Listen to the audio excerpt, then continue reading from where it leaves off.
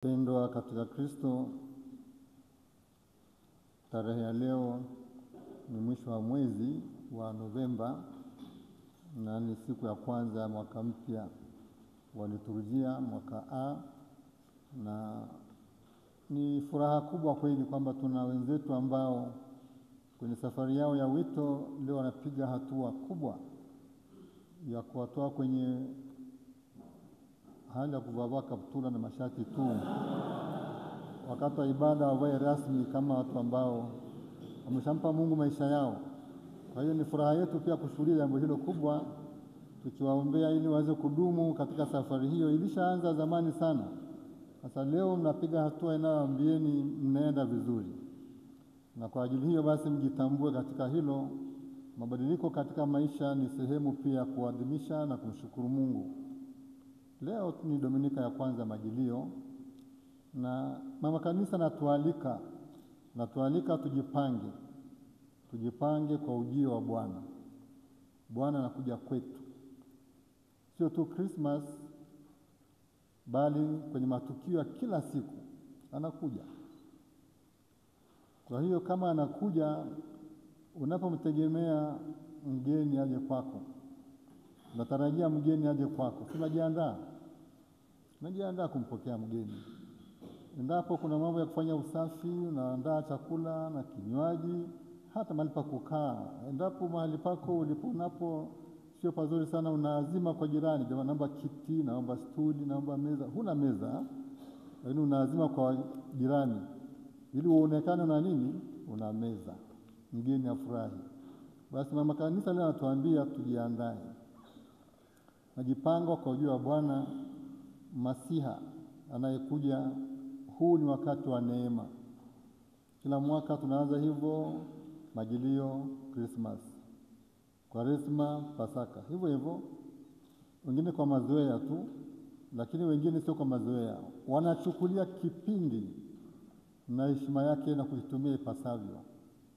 Tunaalikwa basi tutumie muda huu vizuri, usipite tu na kutuacha tulivyokuwa. Nabii Isaya anadokeza, anaashiria, anatueleza nyakati za baraka ambazo ziko mbele, nyakati za neema na matengenezo ya ulimwengu katika Kristo. Ni miaka 750 kabla ya Kristo kuja duniani. Nabii Isaya anatoa maneno hayo akidokeza, akituambia kuna mambo mema yanayokuja mbele yetu. Mambo hayo ni mambo gani? Ni mpango wa Mungu. Mungu ana mpango, Mungu ana master plan. Ana mpango wa kutuvuta wote twende mlimani kwake ili tunufaike na ukaribu wa Mungu na maisha yetu. Kwa hiyo nabii sana tuambia tujiandae kwa jambo hilo, kushiriki katika mpango wa Mungu wa kutukusanya. Na kwenye Injili Kristo anasimulia nyakati za mbali, wakati wa Nuhu, wakati ulimwengu umechafuka kwa maasi ya binadamu. Mungu akaamua kuanza upya. Kila ambacho alianza kwa Adamu na Hawa kikavurugika kwa njia ya dhambi, basi akaona huyu Nuhu na familia yake nianze upya. Kwa hiyo akatengeneza safina, chombo ambacho kitawaepusha wale wema na wale wabaya waangamizwe kwenye gharika kuu. Basi Yesu anatuambia habari hizo wakati wa Nuhu. Watu walipoambiwa wajirekebishe, walidharau, wakafikiri utani. Tunaambiwa kwamba naye Kristo atakuja vivyo hivyo. Watu watakuwa na mambo ya kawaida kabisa, wanapoambiwa anakuja, hamna haji, mpaka anakuja na kuwakuta katika hali ambazo wangetakiwa kurekebisha na kujipanga vizuri. Maana Yesu anakuja kwa kificho, anajificha kwenye Ekaristi, anajificha. Ni mkate tu. Anapozaliwa Krismasi ni mtoto Yesu, ni Mungu huyo, amejificha. Anapokuja kwa njia, jirani yako anahitaji msaada wako, anajificha, wewe humuoni. Kwa hiyo anakuja. Mfuasi wa Kristo ni mtu ambaye kwa makini akikesha, anakesha ili anayekuja aonekane kweli ndiye amekuja. La sivyo atakuja unadhani hajaja. Na Mtume Paulo kwenye somo la pili anatafakari ujio wa Bwana, kwamba wakati wa sasa, huu ndio wakati wa neema, sio kesho, sio kesho kutwa, ni sasa. Lakini matokeo yake baadaye pia, baadaye hutokana na usasa. Tumeishi kwenye sasa hii, tunakwenda kwenye future, wakati ujao. Inategemea kwamba umechagua njia iliyo sahihi ama unapiga mwendo kasi kwa njia ambayo sio sahihi. Matokeo ni tofauti. Basi kumbe haya masomo matatu yanatusaidia kujiandaa kwa Christmas, lakini kwa maisha ambayo yametengenezwa kumwandalia Bwana nafasi katika maisha yetu. Nabii Isaya anachora picha ya mataifa wakihimizana, wakisaidiana,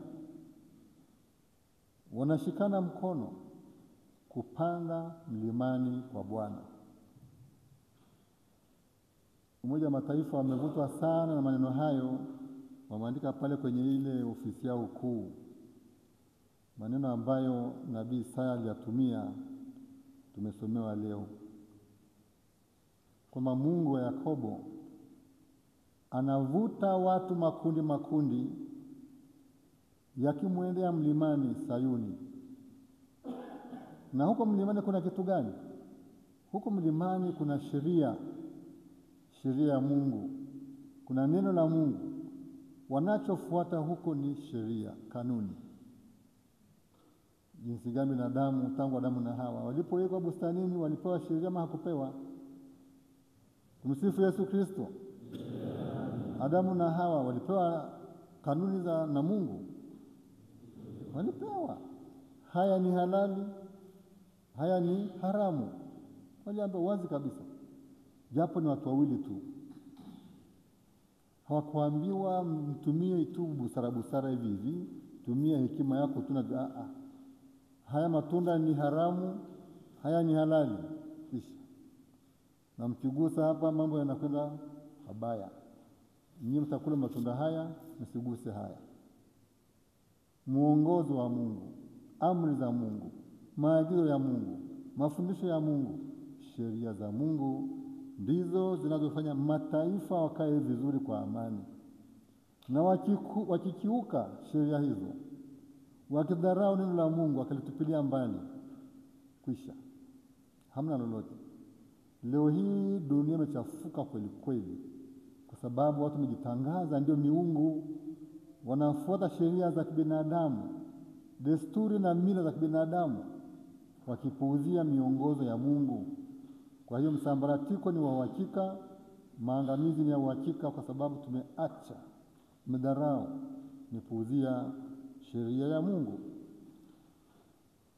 Basi nabii anatuambia huyu Mungu anayetuelekea kwa njia ya sheria na maneno yake, mafundisho yake, atatufundisha njia zake, njia za Mungu.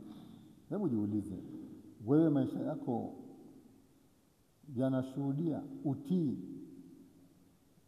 ya kushika sheria za Mungu? Unazingatia maadili, amri za Mungu 3 za mwelekea yeye, 7 kwa jirani? Na Yesu akatuambia tupendane kama alivyotupenda yeye, kuishi upendo kwa upande wa Mungu, kwa moyo wote, kwa nguvu zote, kwa nafsi nzima, roho na mwili. Lakini jirani yangu nimtendee kama nitamanivyo, nipendavyo anitendee yeye kwa haki. Sasa kumbe sheria zipo. Tunapozifuata sheria hizo na kanuni hizo, tuko salama, tunakuwa na amani ya kweli. Basi yeye atatufundisha njia zake. Na tunapofundishika, matokeo yake ni nini? Tutakwenda katika mapito yake. Tutakwenda katika mapito yake, iwe ni mtu binafsi, ni jumuiya zetu na jamii mbalimbali, shule, kama ni serikali na ulimwengu, vivyo hivyo. Tutakwenda katika mapito yake, yaani kutembea kwetu hatugongani, hatugongi wengine, hatuwakanyagi. Na Mungu anapotufundisha habembelezi, atakemea watu wa kabila nyingi. Yako mambo ya kukemewa. Hakuna jumuiya ya binadamu ambayo ni kamilifu. Yako mambo ya kukemea: desturi, mfumo dume, kukosa haki, dhana potofu, kuingilia haki za wengine, kutojali mamlaka.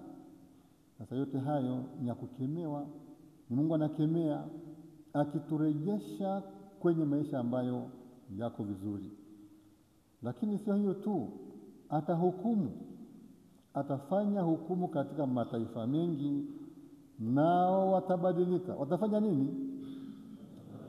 Watabadilika. Wakati wa kiangazi, wakati wa ukame, tunaomba Mungu atupatie mvua. Ikinyesha mvua, maisha mapya huchipuka kwenye ardhi. Neno la Mungu linapokuja maishani mwetu, tunaitwa tubadilike namna ya kuwafikiria wengine, kuondokana na ubaguzi. Na ubaguzi unaanzia wapi? Kwenye kichwa, kwenye fikra zetu, kwenye mioyo yetu. Kupokea msamaha na kutoa msamaha, kuelewa kwamba tunaposameheana tunaanza upya, ndio kukua kwenyewe. Unaweka kiburi, majivuno na moyo wa kisasi ndani mwako. Wewe mtu sio tena jirani mwema.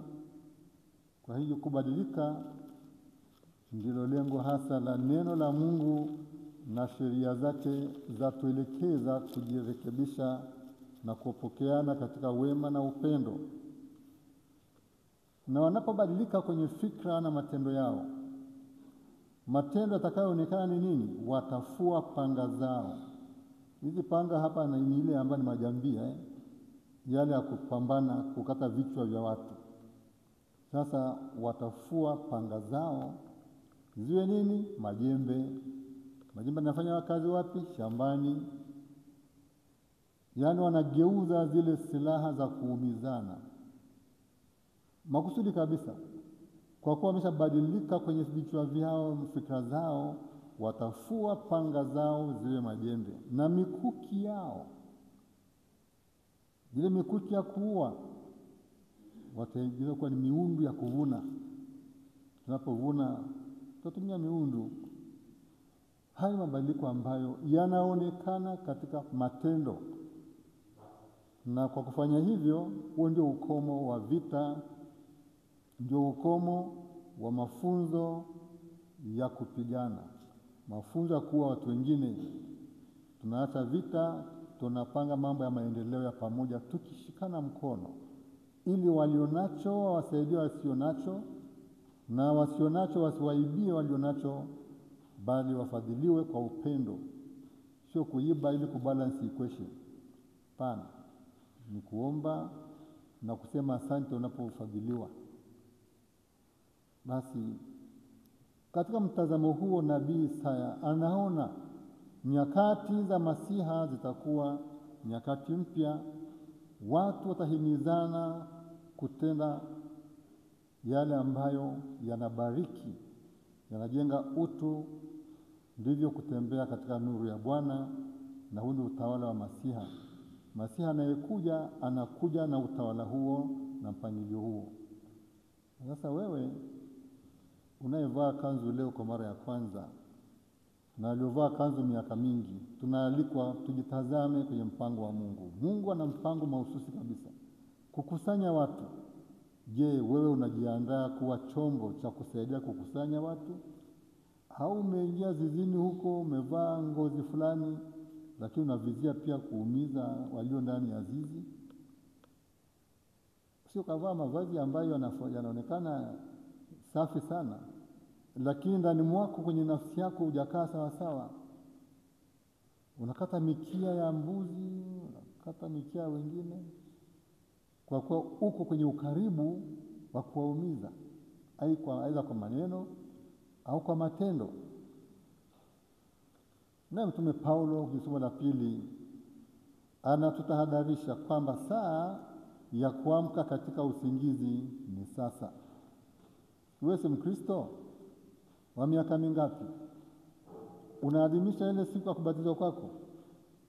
Wangapi wanaadhimisha siku ya kubatizwa kwake? Mimi birthday yangu tarehe fulani, tunaimbiana happy birthday. Je, wangapi wanaadhimisha siku ya kubatizwa kwao? Siku ambapo ulitoka kwenye upagani ukaingia kwenye Ukristo. Nani anaadhimisha? Moja. Hebu fikiria katika halaiki yote hapo na moja tu ambaye anaadhimisha. Wengine hata hana habari tarehe ngapi walibatizwa, wanaishi tu. Sasa ulipobatizwa, katika ubatizo wako ulizaliwa upya kwa maji na Roho Mtakatifu, ukaitwa mtoto wa Mungu na kanisa tangu siku hiyo. Alafu huna habari. Hebu fikiria. Wewe ile ya kuzaliwa kwa baba na mama ndio nakumbuka tu, nataka kupatia maua na pia kumwagia maji sivyo? Wewe unamwagia wenzao maji siku hizi wamepata wapi? Hana majua maji ili uongezee uhai. Tumsifu Yesu Kristo. Basi Paulo anatuambia huu wakati tulionao sasa una uhakika wa leo, kesho hujui itakuwaje. Kwa hiyo tujitambue katika ukaribu na Kristo. Wakati majira tunaalikwa tupige mahesabu vizuri, tuko wapi? Mchana unakaribia, unavua night dress, unavaa mavazi ambayo ni ya heshima. Ukikurupuka na ile night dress yako ukaja nayo kwenye ibada utaeleweka. Ukaenda sokoni na night dress utaeleweka. Unaingia kwenye basi huko na night dress utaeleweka. Sasa kumbe natuambia ni wakati wa kuvua mavazi ya usiku na kuingia kwenye mavazi yanayostahili. Tuyavue matendo ya giza. Nabii Isaya anatuambia twende mlimani kwa Bwana tupate sheria na mafundisho ya Mungu ili tubadilike. Paulo anatuambia tuyavue matendo ya giza. Matendo yale ambayo hayaendani na hadhi ya kuwa watoto wa Mungu na wa kanisa, na kuzivaa silaha za nuru. Sasa tufanye nini? Tuenende kwa adabu. Adabu. Nakumbuka kama mdogo ulipokosa adabu walikufanyaje? Unakumbuka? Ulipokosa adabu walikufanyia kitu kibaya kidogo ili usirudie tena. Na kwa kile kichapo ama kile kikofi basi ikakusaidia usirudie tena kukosa adabu. Mtu anayekosa adabu hapendezi, na anafundishwa akae kwa adabu, akae vizuri kwa heshima. Ndio huyu anayeruhusiwa kukaa mahali bila kusukumwa. Usikose adabu.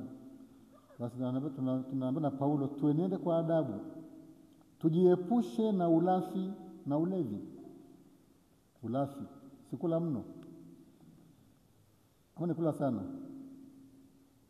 Ulafi nini? Nikula mno ama kula sana? Ama tofauti? Na wachia wataalamu wakachunguza jambo hilo, tofauti ya kula sana na kula mno. Ulevi, kunywa mno ama kunywa sana?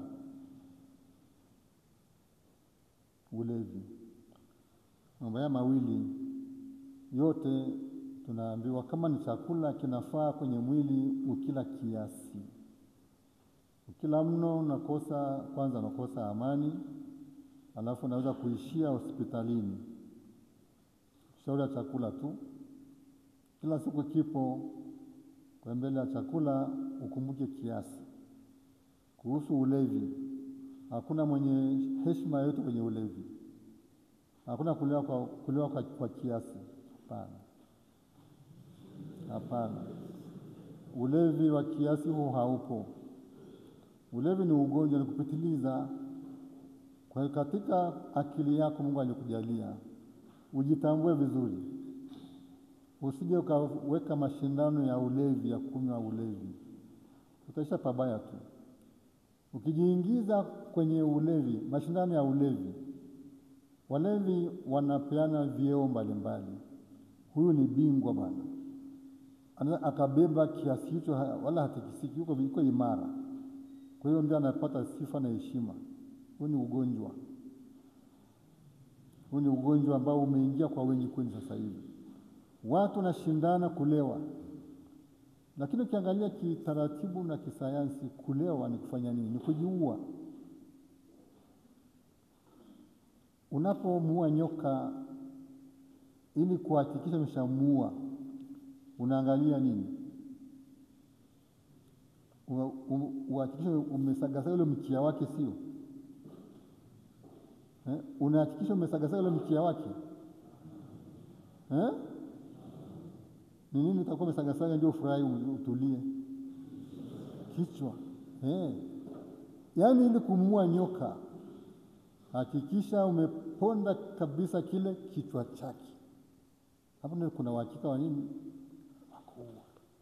Shetani alipoongea na Hawa kwa njia ya nyoka, alichofanya ni kuweka sumu katika fikra za yule mama, akimwaminisha kwamba Mungu alipowaambia watakufa, hamtakufa. Naona Mungu ni mwongo, na akamwaminisha kwamba akifanya kila ambacho Mungu amekataza atapata faida,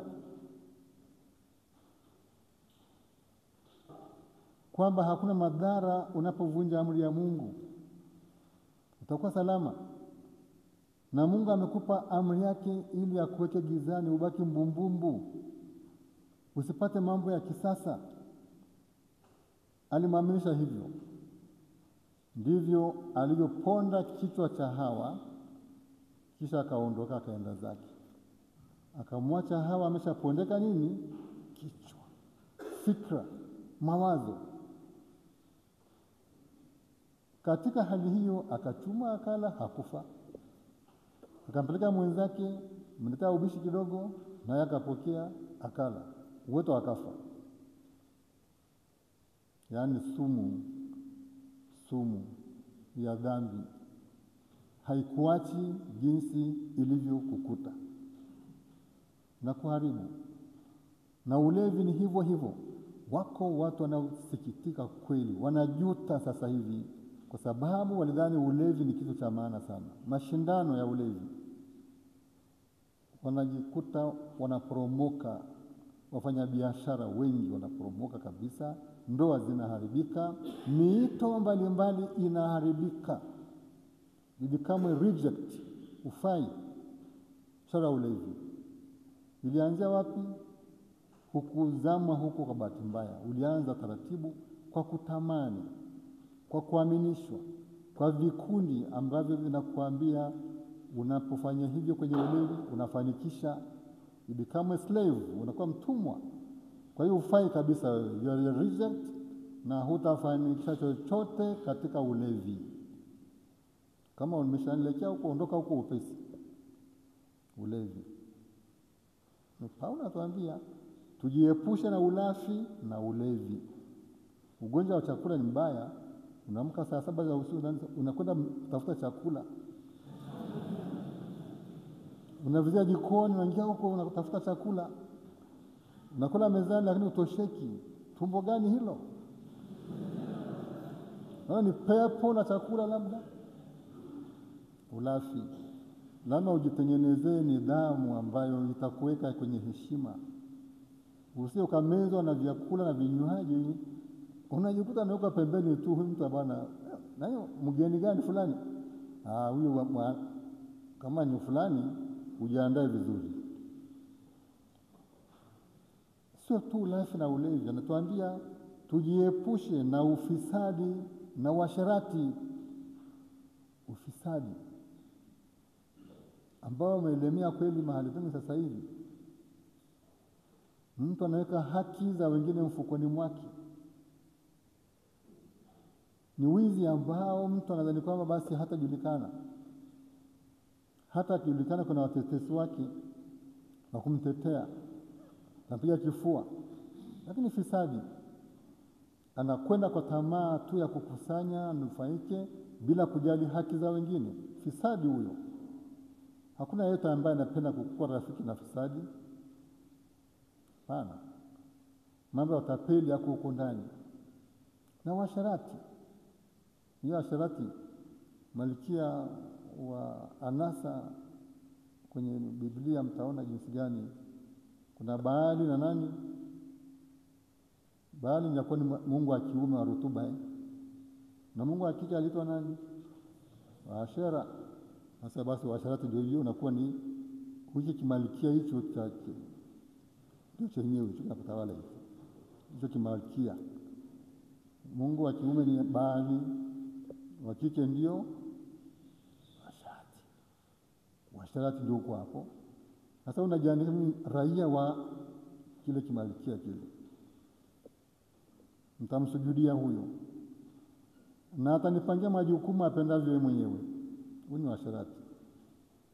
Tujiepushe na kusukuma na mwili, tuutawale mwili, sio mwili utawale. Na hii rangi nyeusi hapa ni kufunika macho usione kila kitu. Hiyo sashi yako utakuwa navua. Unapoona macho yako na kuna mabaya, unafungua chapu unafunika macho yako asione mabaya. Ndio kazi yake. Basi pia tujiepushe na ugomvi na wivu. Mtu mgomvi kwa kweli hapendezi. Mgomvi. Yaani unagombana tu ndio furaha yako, maneno makali, acha tamaa, umpongezi mtu, yaani unakaa tu gombana, unachokoza. Sio rafiki mzuri, sio jirani mwema huyo. Na wivu, unaumia mwenzako anapofanikiwa, wala kumpongeza wewe unaumia tu na kutafuta namna ya kumchimbia kishimo aingie huko, awe mfupi aweze kuwa mrefu zaidi. Sasa wivu ndio huo. Maisha gani hayo? Nani atakayependa kukaa na mtu namna hiyo? Anakuchimbia mashimo kila wakati, na ama kama unamzidi anatafuta stuli anapanda juu yake ili awe mrefu kuliko wewe. Wivu ndio huo.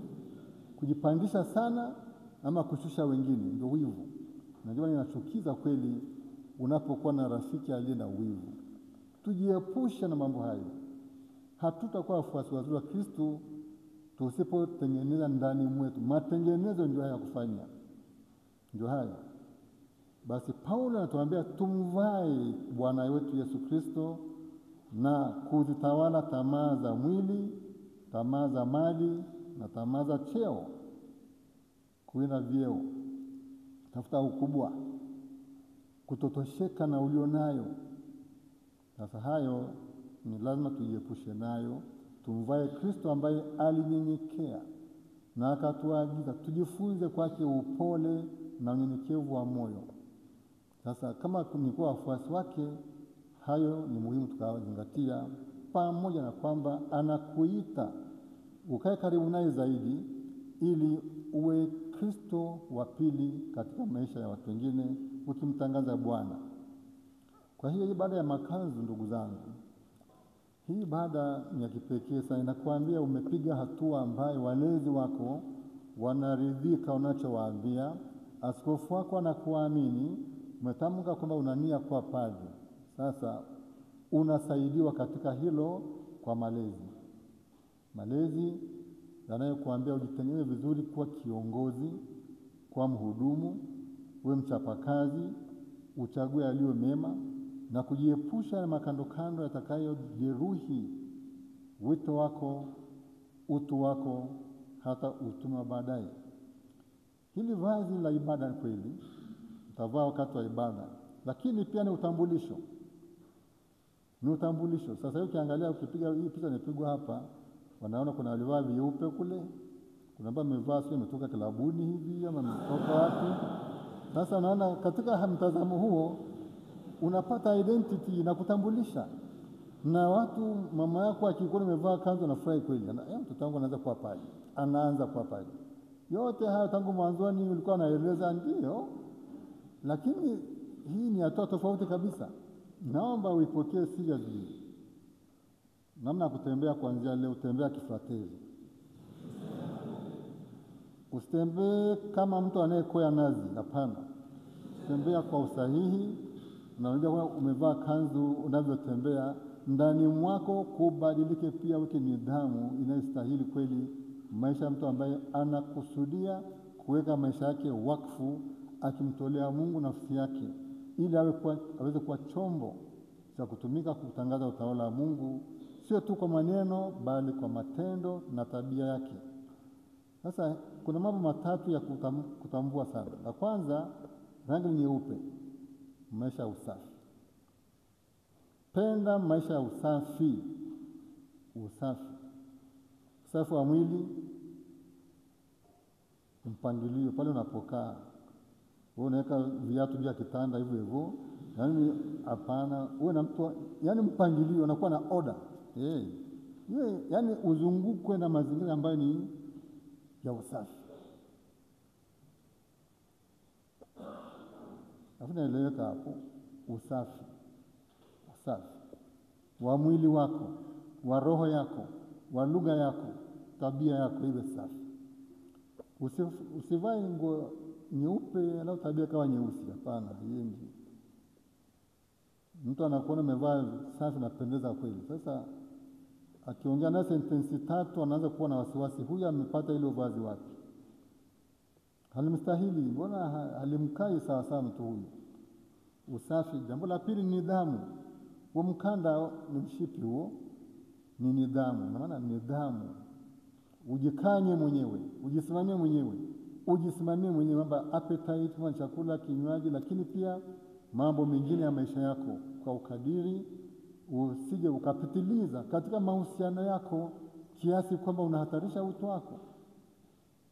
Hawa aliongea muda mrefu sana na shetani pale kwenye mambo ya nyoka pale. Walizungumza wakajibizana pale, mwishoni aliyetoka na sumu ndani mwake sio nyoka, ni Hawa. Mambo yakaharibika. Nidhamu. Na la tatu ni utii. Yesu alitii. Akiwa ni Mungu, aliwatii wazazi wake Maria na Yosefu. Alitii mamlaka mpaka mwisho kabisa, na hukumiwa alikuwa na utii. Na ni katika utii tunafanikisha maisha yetu. Nyumba nyingi, jumuiya nyingi zinaharibika kwa kukosa utii. Sasa hilo usipojiwekea ndani mwako hilo fundisho, ukawa na utii, ukakaa na vikundi vinavyokuambia kwamba wanakuonea, usikubali kunyanyaswa, mwahi upesi. Sasa ukienda namna hiyo, ndugu yangu, ufike popote. Utii. Itafika siku ukifika kwenye padrisho, unaweka mikono yako katika mikono ya askofu na unaahidi utii. Sasa kama hujazoea kutii, hutajikuta unatii. Vitakushinda tu. Unaanza maisha magumu kwa kukosa utii. Kwa hiyo utii ndio ufungua maisha. Mungu anatii wazazi wake Maria na Yosefu. Kama Yesu anatii wazazi wake, unapokataa, unapojiandaa, unapoonesha kwamba huna mpango wa kutii aidha wazazi wako, walezi wako, wakubwa zako, na desturi na mila ambazo ni nzuri, unakataa kuzitii hizo, elewa kwamba unajiweka mahali pagumu, you become a reject, yani upendezi. Sasa kumbe haya mavazi ya kusaidia kujiandaa vizuri kwa maisha ya usafi, maisha ya nidhamu, maisha ya utii kwa yale ambayo utaagizwa. Ni mengi sana kwa upande wa askofu wako, utakaoishi nao, utakaowahudumia, ni utii. Basi Yesu ni mtawala wa nyakati zote. Kristo mfalme tumaadhimisha jana. Mfalme. Jana. Jumapili iliyopita, Kristo mfalme, sio jana. Sasa leo ni Jumapili ya kwanza ya Majilio. Basi Kristo ndiye mtawala wa nyakati zote wa watu wote. Alikuja, alipozaliwa akaja kwenye unyenyekevu wa ajabu. Anakuja sasa katika matukio mbalimbali ya maisha yetu, na atakuja ametuambia tuwe macho, maisha ya kukesha. Anakuja Christmas, tunatarajia hivyo, tunajiandaa kwa Christmas, ni wiki 4 tu zijazo. Na tunampokea kwa mashangilio makubwa, tukikumbuka alivyotimiza ahadi ya kutukomboa. Amekuja kutukomboa. Kwa sasa anakuja kwenye kila misa. Anakuja kwenye kila misa. Unampokea Yesu Ekaristi, mwili wa Kristo, amina. Unamtambua. Anakulisha ili uweze kuishi maisha mapya ya baraka na muungano naye. anakuja kwenye makutano ya waamini, kwenye sala, nyakati ambazo tunakutana kwa jina lake, yuko nasi. Tumuone mwenzako anapotoa pointi fulani, wazo fulani, mapendekezo fulani, tujue Mungu anaongea nasi akitumia binadamu wenzetu, tuna usikivu. Anakuja pia kwenye matendo yetu ya huruma yetu kwa watu wengine, na mapendo yetu tunapojali wengine, kunyanyua hali zao, kuwasikiliza, kuwapa moyo. Anakuja pale. Anakuja pia kwa kushuhudia ukweli. Tunaposhuhudia ukweli na kuusimamia, kupigania haki na amani na upatanisho, na ni vyombo ambavyo vinaendeleza kazi aliyofanya mwenyewe. Sasa na hiyo pia ni nyakati anazokuja kwetu. Tufanyika vyombo vya wokovu kwa kukomboa nyakati zilizopita, kwa kuponya na kuboresha ya sasa, na pia kupanga yajayo kwa matumaini. Huo ndio mchango wetu katika jamii, kwa chumvi ya dunia na mwanga wa ulimwengu, kwa jinsi tunavyoishi mafundisho yake na kuyatafsiri kwenye matendo yanayogusa watu wengine. Ndivyo utawala wa Mungu unajengeka kwa kutupitia sisi. Basi maisha ya sasa tunamalizia kwa wimbo wa katikati, yale maneno: kwa ajili ya ndugu zangu na rafiki zangu niseme sasa, amani ikae nawe. Kwa ajili ya nyumba ya Bwana Mungu wetu nikutafutie mema. Hayo ndio maisha ambayo yanatuongoza kwenye majilio. Tupende kujua kwamba tunao mwaliko wa Mungu kushika nafasi yetu katika mpango wake na kufanya yapasayo ili tujitakase, tujiandae vizuri na kujiimarisha kumfungulia Bwana ashike nafasi yake ya kutawala nafsi zetu na kutupatia amani yake ambayo ni ya kudumu. Tumsifu Yesu Kristo. Tunaombea mafrateri wetu wote waliopata hizi hatua juzi kule Ntungamo, na wengine sisi tutapata lini, na leo tunapata sisi. Tukaombeeni ili haya maisha, hii hatua iliyopiga leo, ikusaidie kuimarisha ndani mwako na kutupilia mbali yasiyoendana na njia hii, ili usichelewe kujitakasa. Wakati utakapofika, umshukuru Mungu kwamba ulipiga ngazi moja kwenda mbele, usirudi nyuma, bali ushike moyo wako na kujikabidhi kwa Mungu akukamilishie ndoto alizokupa yeye mwenyewe. Tumsifu Yesu Kristo. Basi tutawapongeza baadaye mpaka wavae ndio tuone wameshavaa wakapendeza. Sasa tunaingia kwenye sehemu inayofuata. Tubariki mavazi haya na kwa wenyewe tuwabariki ili wakayavae, tuone jinsi gani wanavyopendeza sasa na baadaye. Tumsifu Yesu Kristo.